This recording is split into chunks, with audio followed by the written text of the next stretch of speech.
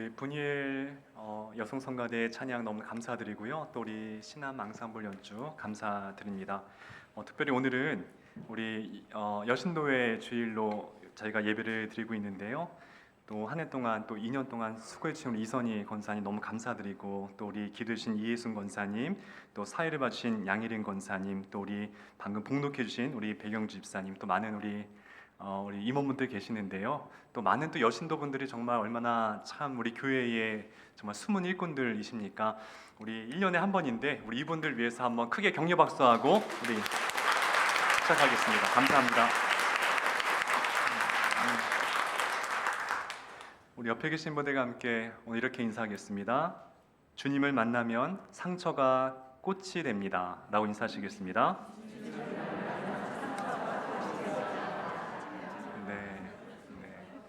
예수님 만나면 우리의 상처는 하나님께서 꽃으로 바꾸어 주십니다. 여러분들 격려 많이 하세요. 옆에 계신 분들한테 날마다 격려하시고, 우리가 격려하고 사랑할 시간이 많지 않아요. 그렇게 돌아보면은 자녀들 많이 축복해 주시고, 또 교회 어르신들 더 기도 많이 해주시고 축복해 주시고. 제가 올해 신년에 제일 큰 덕담을 받은 것이 있습니다. 참 너무 충격적이면서도 굉장히 참 되게 기쁜 덕담이, 오늘 이 자리에도 계시는데 우리 노 권사님, 나이가 많으신 제가 좋아하는 권사님이신데요. 지난 1월 첫째 주 예배 드리고 나가시면 저한테 진심으로 말씀하셨어요. 목사님, 올해는 꼭 아들 낳으세요 라고 하셔서 제가 너무 큰 덕담을 받아가지고 제가 아들 제가 아브라함이 딱 반쯤 돼서 반브라함, 그래서 제가 이제 한번 하나님께 한번 기도해보고 감사합니다. 그러니까 이만큼 우리가 덕담을 많이 하는 그런 사이가 되었으면 좋겠습니다. 오늘 말씀의 제목은 상처가 독이 된 사람, 그리고 상처가 꽃이 된 사람. 제가 어렸을 때 우리 딸 아이를 키울 때에 이 디즈니 만화를 굉장히 많이 봤습니다.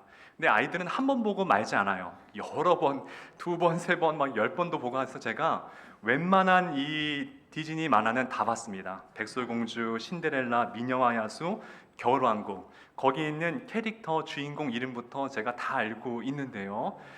여러분들 그 세레나 발렌티노라는 작가가 쓴 이 디즈니의 악당들이라는 책이 있습니다. 이 발렌티노, 이 사람은 이 디즈니에 나오는 이 주인공들에 초점 맞춘 것이 아니라 거기에 등장하는 악당들에 대해서 쓴 글입니다. 왜 저들이 악당이 되어야 되는지, 왜 저들은 증오와 집착의 화신이 돼서 주인공들을 괴롭히게 되었는지, 그들이 처음부터 악당이 아니었다는 것입니다. 그래서 이 글을 이 시리즈로 쓰고 있는데요. 첫 번째 이야기가 여러분들 잘 아시는 백설공주의 계모죠. 이 새 여왕, 이 백설공주에게 독사가를 준 그 계모에 대한 이야기, 사악한 여왕이란 제목으로 첫 번째 글을 쓰게 됩니다. 그 계모가, 그 새 어머니가 왜 악당이 되어야 되는지에 대한 상상으로 쓴 글인 것이죠. 원래 이 소설에서 새 왕비이자 백설공주의 새 어머니는 처음부터 악한 사람이 아니었습니다. 그녀는 오랫동안 자식을 기다리던 부부에게 태어난 아주 소중한 딸이었습니다. 그런데 슬프게도 이 딸을 낳다가 그만 그 어머니가 돌아가시게 됩니다. 그러자 아버지의 그 증오가 이 딸에게 유입이 된 거예요. 너 때문에 너희 엄마가 너를 낳다가 죽게 되었다라고 그때부터 이 딸을 학대하게 됩니다. 너는 못생겼어. 너는 태어나지 말았어야 돼. 이런 온갖 폭언을 통해서 이 여자아이가 자라면서 마음속에 굉장히 움츠러들고 아픈 상처로 그것이 자라게 됐다는 것입니다.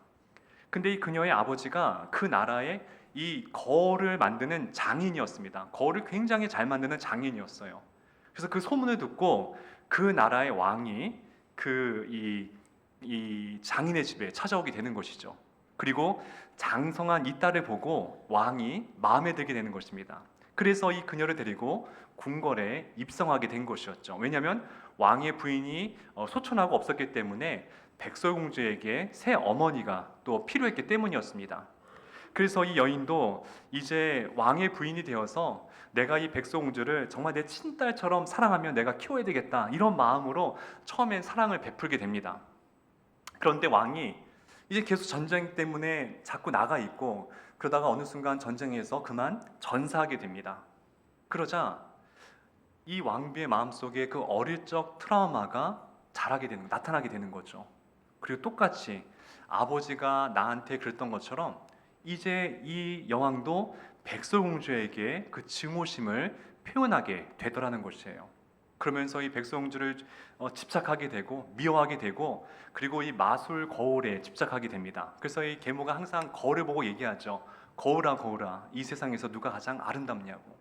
그래서 이 거울이 백설공주라 얘기하자 그때부터 이 증오의 화신이 돼서 백설공주를 죽이려고 혈안이 되게 되었다라는 것입니다.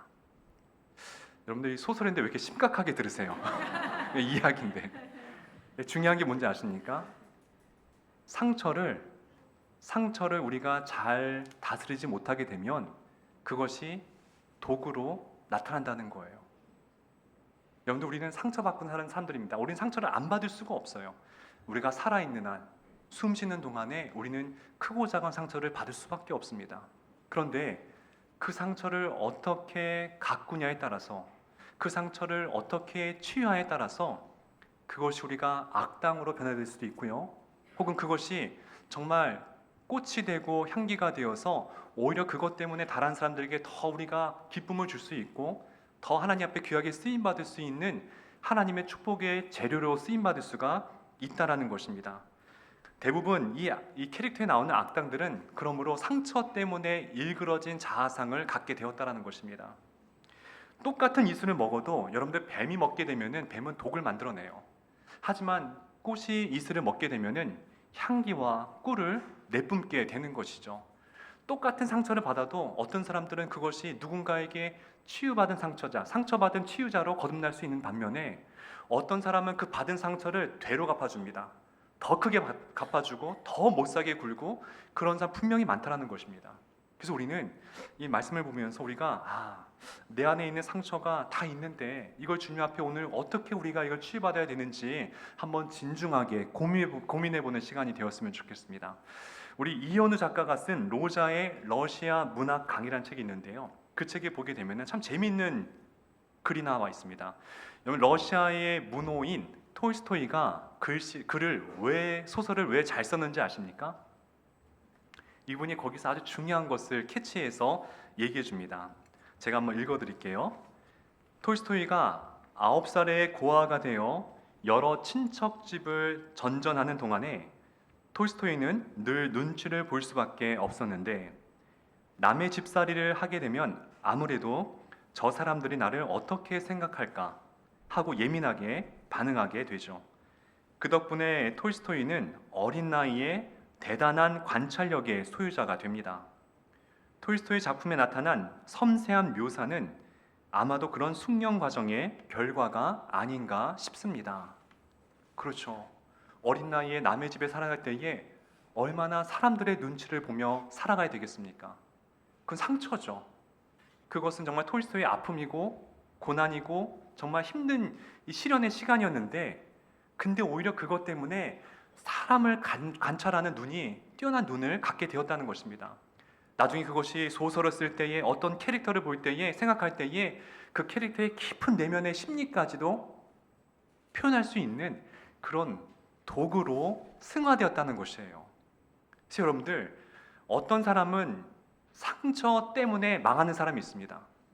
근데 어떤 사람은 상처 덕분에 인생을 승리하는 사람이 있다는 것이에요. 상처 때문에 망할 것이냐, 상처 덕분에 우리가 인생을 승리할 것이냐, 그것은 오늘 우리의 태도, 하나님 앞에 내 상처를 어떻게 내놓을 것인지에 대해서 거기에 그것이 결과가 달려져 있다는 것입니다. 오늘 이 성경 말씀을 보게 되면은 그 상처 덕분에 인생을 승리한 사람이 등장하고요, 또 상처 때문에 인생이 망한 사람이 등장하게 됩니다. 오늘 그 두 사람을 보면서 저희가 또 우리 안에 크고 작은 상처가 있잖아요. 내면의 상처, 이런 것들을 어떻게 우리가 고침받을 수 있을지, 또 어떻게 이것을 우리가 승화시켜야 될지 한번 알아봤으면 좋겠습니다. 첫 번째는, 우리가 이 상처가 독이 된 사람은 사울 왕이 그랬다는 것입니다. 사울 왕. 참 사울 왕이 생각하면 생각할수록 굉장히 안타까운 사람인데요, 그는 자신의 내면의 상처를 제대로 치유받지 못해서 결국 넘어지게 됩니다. 사울을 이야기할 때에 사울에게는 세 가지 중요한 전쟁 이야기가 등장합니다. 사울은 이 세 가지 전쟁에서 여기서 그의 인생이 승패가 납니다. 첫 번째 전쟁이 무엇이었냐면은 사무엘상 13장에 있는 믹마스에서 벌어진 전투였습니다. 자, 여기에서 블레셋 군사들이 이제 엄청난 수가 지금 이스라엘 진영으로 쳐들어오기 시작합니다. 거기서 이 병거가 3만 대, 이 전차가 3만 대였고요. 마병이 6천 명이었습니다. 말 타고 온 기병대가 6천 명이었어요. 그리고 이 병사들은 바닷가에 모래알처럼 많았다라고 얘기하고 있습니다. 그러자 그런 어마어마한 이 군사력을 보자 이스라엘 백성들이 다 도망가기 시작합니다. 굴 속으로 도망가고 마을로 도망가고 산으로 도망가게 됩니다. 그러자 이제 이 사울 왕이 마음이 지금 궁급해집니다. 굉장히 마음이 떨려하고 있는 거예요. 그래서 옛날에는 이 성전이라고 제가 말씀드렸어요. 이 홀리워예요. 이 전쟁을 하기 전에 하나님께 예배를 드리고 나가야 되는데 그 예배를 사무엘 선지자가 와서 집례하기로 되어 있었습니다. 그런데 사무엘 선지자가 좀 늦게 오게 되죠. 그래도 사울은 기다려야만 됐습니다. 사울이 기다리지 않게 되죠. 그리고 자기가 그 예배를 인도하면서 하나님 앞에 예배를 드리게 됩니다. 그것 때문에 하나님과 사무엘이 와서 왕이시여, 왕이 왜 망령된 행동을 하셨나이까? 이렇게 얘기를 합니다. 근데 여러분들 아실 것이 이 사울 왕이 예배를 집례해서 그것이 책망받은 것이 아니라 하나님을 신뢰하지 못한 것 때문에 책망을 받은 것이에요.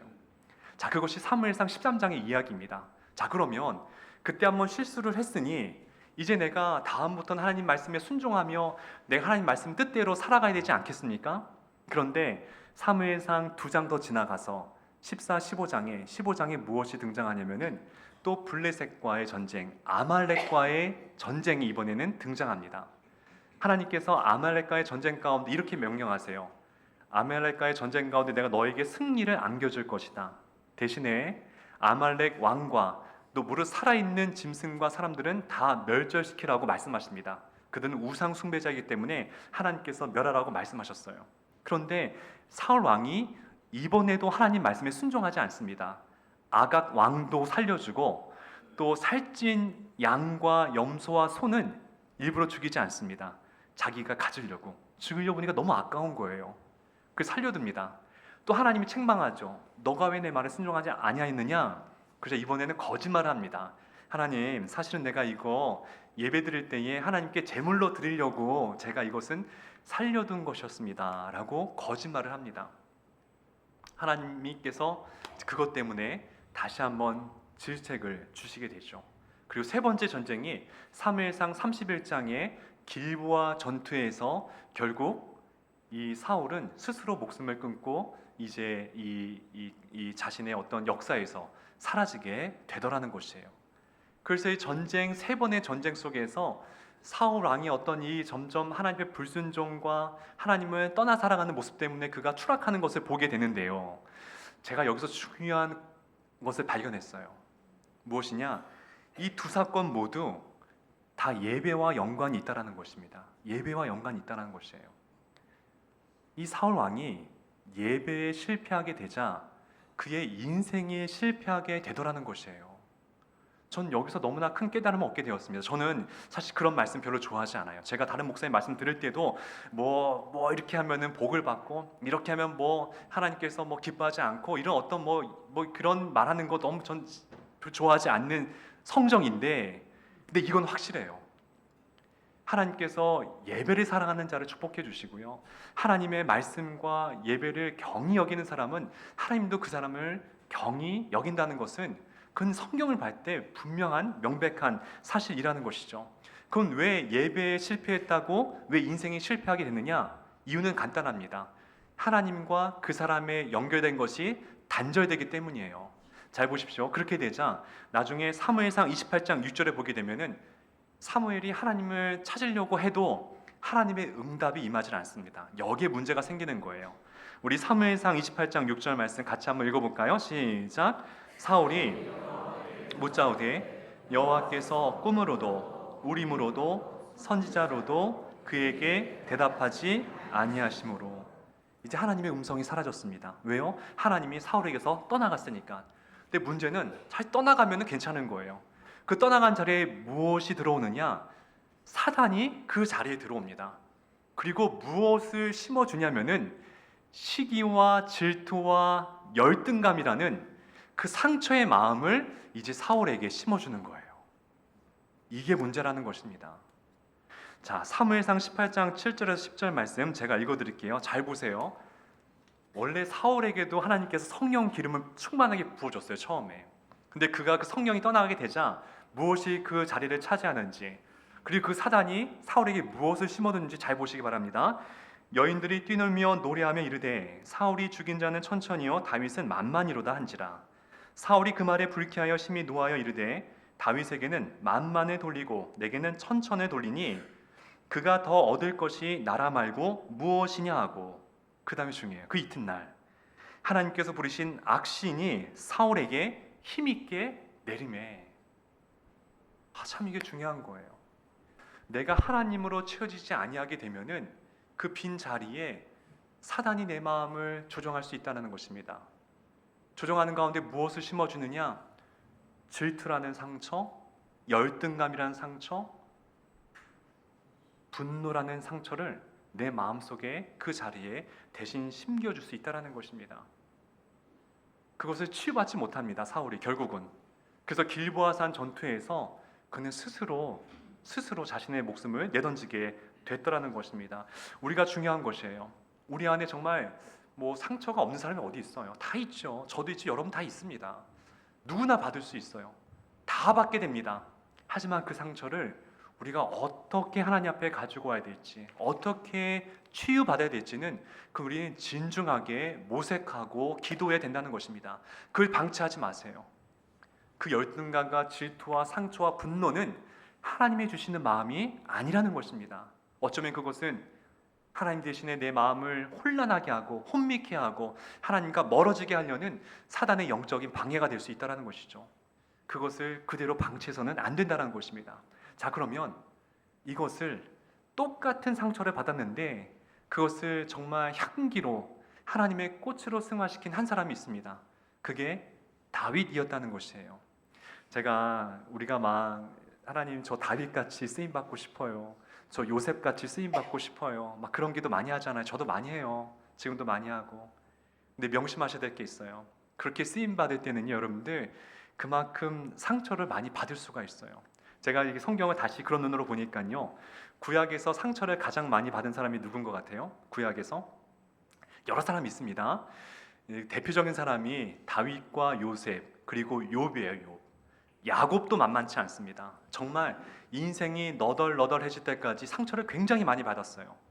자, 그럼에도 그들은 그 상처를 받았음에도 그의 인생에 독이 나오는 것이 아니라 하나님의 향기가 나왔다는 것이에요. 상처 덕분에 오히려 영적으로 승리하는 인생을 살았다는 것입니다. 또 신약에도 있습니다. 우리 예수님, 또 사도 바울, 베드로와 제자들, 상처투성이에요. 정말 갈기갈기 찢어지고 마음이 웬만한 사람 같으면 정말 그렇게 제정신을 살 수 없을 만큼 깊은 상처를 받았는데 그들의 인생 가운데는 독이 나오지 않았다는 거예요. 그들은 악당으로 바뀌지 아니하고 오히려 하나님의 향기가, 하나님의 형상이 그 안에서 묻어나왔다는 것입니다. 자, 다윗을 보십시오. 다윗이 사울이 죽이려고 하자 이제는 이스라엘 땅에서는 그가 도망가고 숨을 곳이 없었어요. 그래서 어딜 가느냐?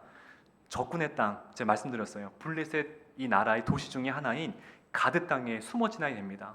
그리고 거기서 붙잡혀가지고 가드 땅의 왕인 이 가드 왕에게 앞에 끌려가게 돼요. 근데 그때 살려고 다윗이 미친 척을 하잖아요. 저는 이거 읽을 때마다 그렇게 눈물이 나요. 우리 같이 한번 사무엘상 21장 13절 말씀 읽어볼게요. 자, 시작. 그들 앞에서 그의 행동을 변하여 미친 채 하고 대문짝에 그적거리며 침을 수염에 흘리매 아기스가 이르되 너희도 보거니와 이 사람이 미치광이로다.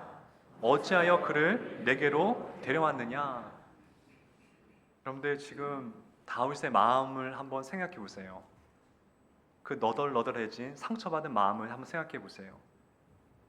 내 입에 침을 흘려야 되고 벽에 부비적부비적 하면서 이상한 소리를 내야 되고 그 연기하는 거예요. 그때 이 마음에 상처가 얼마나 정말 이 추락할 대로 추락할 때까지 가라앉았겠습니까? 자존심은 얼마나 사라졌겠습니까? 그럼에도 그가 거기서 포기하지 않는 거예요. 왜 그런가 봤더니 이 사건 이후에 이 다윗이 시를 씁니다. 이 사건 이후에 바로 그것이 시편 56편 11절 13절 말씀인데요.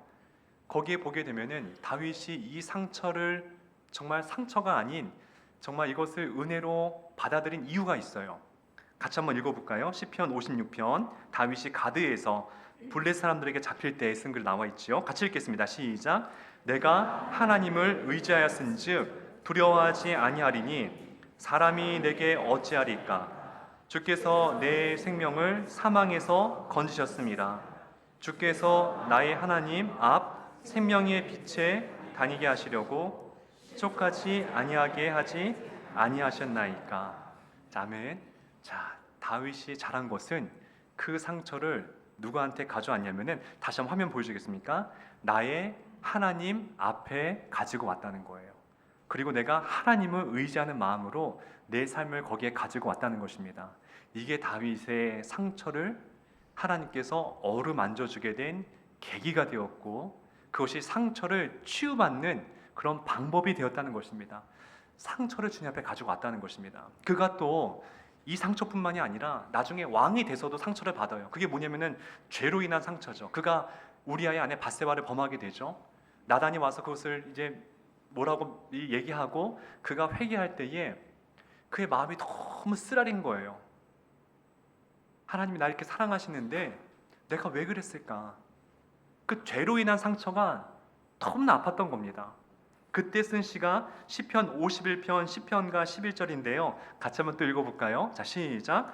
하나님이여 내 속에 정한 마음을 창조하시고 내 안에 정결한 영을 새롭게 하소서. 나를 주 앞에서 쫓아내지 마시며 성령을 내게서 거두지 마소서. 죄로 인해 상처받았을 때도 이 다윗은 그것을 하나님 앞에 가져왔다는 것입니다. 여러분 시편에는요, 시편의 종류가 몇 가지가 있어요. 지혜시가 있고 또 감사시가 있고 찬양시가 있습니다. 근데 그 중에서 중요한 게 뭐냐면은 탄식시예요. 탄식시. 하나님께 원망하고 하나님 앞에 어떻게 나한테 이럴 수가 있습니까? 하나님께 정말 원망하는 시거든요. 다윗이 그 시를 굉장히 많이 적었어요. 무슨 얘기냐? 다윗은 상처를 받았을지언정 하나님을 원망했을지언정 하나님을 떠나지 않았다라는 것이에요. 여기에 다윗의 훌륭함이 있다라는 것입니다. 하나님께 원망했어요. 하나님 나에게 왜 이렇게 대적이 많습니까? 하나님 나를 사랑하신다면서 나에게 기름 부었으면서 왜 나에게 이런 시간을 허락하십니까? 라고 하면서 하나님 원망하는데 그래도 하나님을 떠나지 않았다라는 것입니다. 상처는 어떻게 치유받을 수 있느냐? 은혜의 보좌 앞으로 그 상처를 가지고 오셔야 돼요. 하나님께 와서 원망하세요. 탄식하세요. 하나님 언제까지 절 이 수렁에 놔두실 것입니까? 괜찮습니다. 떠나지만 아니하시면은 여러분들 그 상처 하나님께서 반드시 어루만져 주시고 깨끗하게 고쳐 주신다라는 것입니다. 여러분들 신약에 사도 바울처럼 상처받은 사람이 없어요. 상처인 많은 사람이 없습니다. 성경에 보게 되면은 그는 옥에 갇히기도 하고요.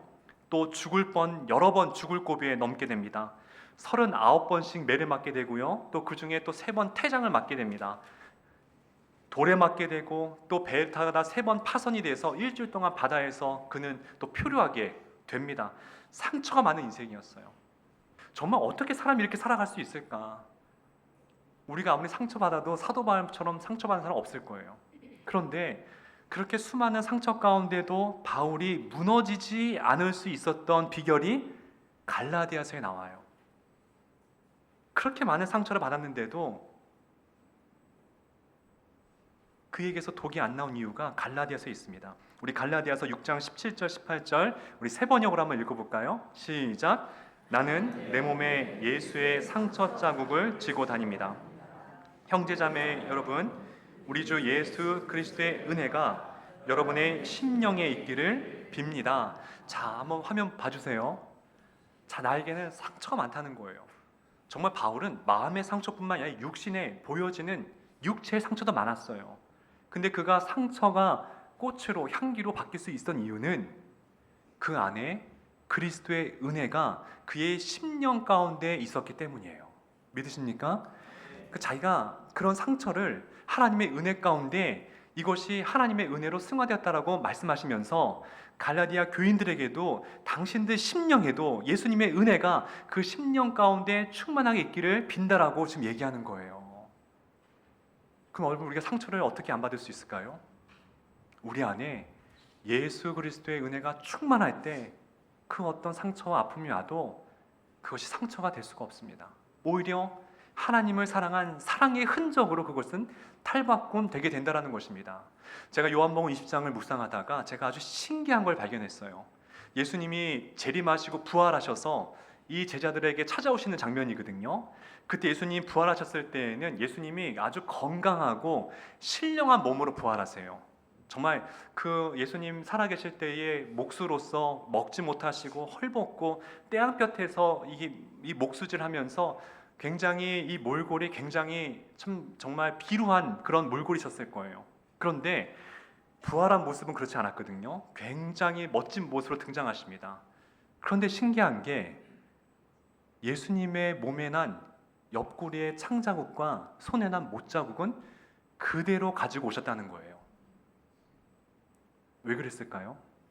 제가 예수님이라면은 그 흉터 얼마나 좀 그래 깨끗하게 내가 그냥 고치고 나타날 수 있잖아요. 안 그러셨어요. 그 가지고 등장하십니다. 도마가 이렇게 얘기하죠. 도마에게 이렇게 말씀하시죠. 요한복음 20장 17절 말씀 같이 또 읽어볼까요? 시작. 도마에게 이르시되 내 손가락을 내 손을 보고 내 손을 내밀어 내 옆구리에 넣어보라. 그리하여 믿음 없는 자가 되지 말고 믿는 자가 되라. 아멘. 예수님께서 그 상처를 그대로 가지고 오신 이유는 단 하나예요. 내가 너희를 이만큼 사랑한다는 것을 보여주기 위한 우리 예수님의 사랑의 흔적이었다는 것입니다. 예수님도 그것은 아픔이었죠. 개인적인 아픔이고 개인적인 상처였고 개인적인 고난의 시간이었지만은 이것이 하나님 앞에 그 상처를 내어드리자 그것은 우리 인류를 위한 우리 하나님에 대한 우리 인류에 대한 사랑의 표징으로 바뀌게 되었다라는 것입니다. 상처를 하나님 앞에 가져올 때에 그건 더 이상 상처가 되지 않습니다. 오히려 그것은 하나님의 사랑에 대한 우리의 훈장으로 또 꽃으로 향기로 바꾸어 준다라는 것이죠. 제가 그런 의미로 어떤 책을 읽다가 이 정여울 작가의 마음의 서재에 나오는 책 글귀 한번 읽어드릴게요. 한번 들어보세요. 참 따뜻한 글인데요. 빨간 머리 앤의 머리카락이 탐스러운 금발이었다면, 빈센트 반 고흐가 억만장자였다면, 악성 베토벤의 귀가 남들보다 훨씬 더 잘 들렸다면 우리는 그들을 이만큼 애틋하게 사랑할 수 있었을까? 이렇듯 우리가 타인에게 매혹되는 이유는 그의 탁월함 때문이 아니다. 영원히 채울 수 없는 결핍에도 불구하고 그 결핍을 온몸으로 끌어안는 사람들이야말로 가장 매력적인 사람들이다. 그렇지 않습니까? 우리가 고흐를 사랑하고 베토벤을 사랑한 것은 그들이 온전하고 상처 없는 인생이기 때문에 사랑한 것이 아니라 정말 너무 깊은 상처 속에 있는 분들인데 그것을 자신들이 끌어안고 그것을 주님 안에서 정말 승화시키기 위해서 노력한 그 모습 때문에 우리에게 그것을 매력으로 다가온 것이 아니겠습니까? 우리가 상처를 그렇게 우리가 만드셔야 됩니다. 아마 여러분들이 믿음 소망 교고는 문자로 받으신 시일 텐데요. 제가 좋아하는 시입니다. 우리 여영미 시인의 도마라는 시가 있어요. 오늘 말씀 이것을 제가 마지막으로 마무리하려고 하는데요. 한번 들어보시기 바랍니다. 이 도마라는 우리 어머니들 주방에 쓰시는 도마 이야기입니다. 방패보다는 도마가 되기로 했어. 모두가 피하는 칼, 늠름히 받아내며 울퉁불퉁한 모든 삶의 재료 내 안에서 알맞게 반듯해지고 다져지는데 까짓 칼자국이야. 한두 개일 때 흉터, 삶이 되고 보면 꽃보다 향기로운 무늬가 된다. 그렇죠? 도마 입장에서는 이 칼집 하나에 얼마나 큰 상처가 되겠습니까? 그런데 자기의 그 도마 안에서 많은 음식들이 재료가 아름답게 반듯하게 쓰러지고 그것이 아름다운 음식의 재료로 쓰임 받을 수 있다고 생각하니까는 그건 상처가 아니라는 거예요. 그것은 하나의 아름다운 무늬가 되더라는 것이죠. 마찬가지예요. 우리가 아무리 상처를 받아도 그것이 주님 안에서 새롭게 승화될 수 있다고 한다면은 그것은 상처가 안 됩니다. 우리의 꽃무늬가 될 수 있다라는 것이죠. 말씀을 정리하겠습니다. 여러분들 신앙생활 하시면서 상처 많이 받으시죠? 상처를 안 받고 신앙하신 분들은 오히려 문제가 있는 거예요. 교회 생활 하면은 정말 열심히 하다 보면은 상처를 받을 수밖에 없습니다. 근데 걱정하지 마십시오. 그거를 예수님의 은혜의 보좌 가운데 가지고 나오세요. 주님 앞에 탄식하시고 주님 앞에 기도하시고 주님 앞에 내어드리세요. 하나님 반드시 그것을 재료 삼아서 우리 인생을 승리하게 되는 내 인생의 날개로 바꾸어 주실 것입니다. 그런 은혜가 있기를 우리 좋으신 예수님의 이름으로 축복하고 축원드립니다.